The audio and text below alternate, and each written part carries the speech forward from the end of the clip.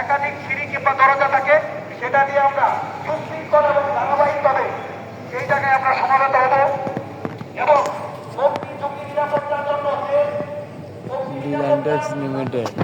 Equipment যেখানে factory কর্তৃপক্ষ প্রতিস্থাপন করে রেখেছে, সেটা আমরা যদি কোনো জায়গায় অগ্নিকাণ্ড ঘটে তাৎক্ষণিকভাবে তার ব্যবহার বিধি অবশ্যই আমাদের সবাই জানতে হবে। যদি আমরা এই অগ্নিকাণ্ডটা লাগার সঙ্গে সঙ্গে ওই আগুনকে আমরা নিরসন করতে পারি, তাহলে ফ্যাক্টরি জন্য সার্থকতা, তা না হলে আমাদের জন্য ব্যর্থতা, তাই না? আমরা যদি এটা ব্যবহার না জানি তাহলে আমাদের জন্য ব্যর্থতা।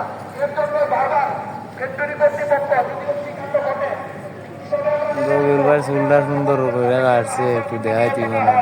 তার ধারাবাহিকতা রক্ষা করতে কাকারে দেখাই দিব না লাইভের মধ্যে। একটা মহড়া মাঠে অন্তত একটা মহড়া রাত্রিকালীন কিংবা দিনের বেলা করে থাকে। গত 22 তারিখে একটা দুর্ঘটনা ঘটছে, তাই না? ফায়ার সার্ভিসের 4 জন আহতের মধ্যে 2 জন নিহত হয়ে গেছে, 1 জন চিকিৎসা, ঠিক আছে? সেটা যদি আমরা যারা